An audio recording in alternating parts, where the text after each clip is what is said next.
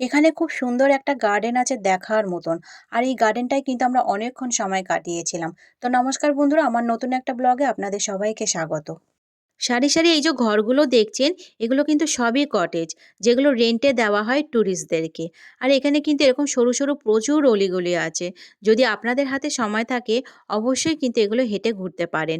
এখানে কিন্তু বেশ সুন্দর সুন্দর ডেকোরেশন করা প্রচুর কটেজ আপনারা দেখতে পাবেন। এবার এখন আমরা যাচ্ছি খুব সুন্দর একটা গার্ডেনের দিকে। আর এই গার্ডেনটার নাম হলো মিলেনিয়াম গার্ডেন। অসম্ভব সুন্দর কিন্তু এই গার্ডেনটা। এই গার্ডেনটায় কিন্তু প্রচুর ফুল ও ফল গাছ ছিল।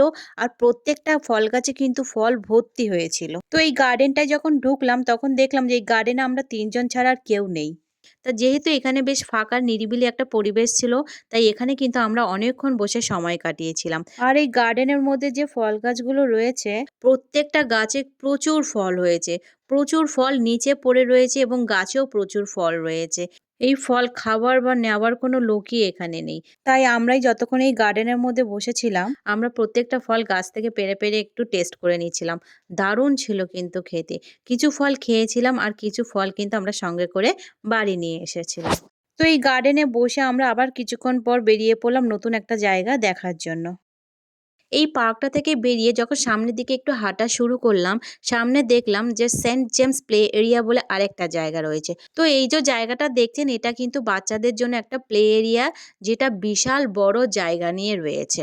আর হাঁটার জন্য কিন্তু এটা খুব সুন্দর একটা পারফেক্ট জায়গা। চলুন এবার এই জায়গাটাও একটু ঘুরে দেখি আর আপনাদেরকেও একটু ঘুরিয়ে দেখাই। বাচ্চাদের বিভিন্ন রকম অ্যাক্টিভিটি করার জন্য খুব সুন্দর কিন্তু এখানে ব্যবস্থা করা রয়েছে।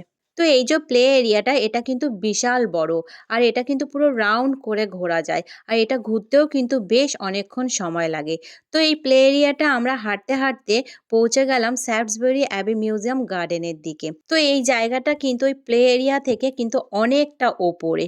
তো চলুন এই জায়গাটাও আপনাদের একটু ঘুরিয়ে দেখাই আর আমরাও একটু ঘুরে দেখি। অসম্ভব সুন্দর কিন্তু লাগছে এই জায়গাটা থেকে পুরো নিচের ভিউটা। এখানে দেখুন কি সুন্দর কিন্তু বসার ব্যবস্থাও রয়েছে, যেখানে বসে কিন্তু আপনারা আশেপাশের ভিউটাও কিন্তু খুব সুন্দরভাবে উপলব্ধি করতে পারবেন। এখান থেকে চারিদিকটা কি সুন্দর লাগছে দেখতে।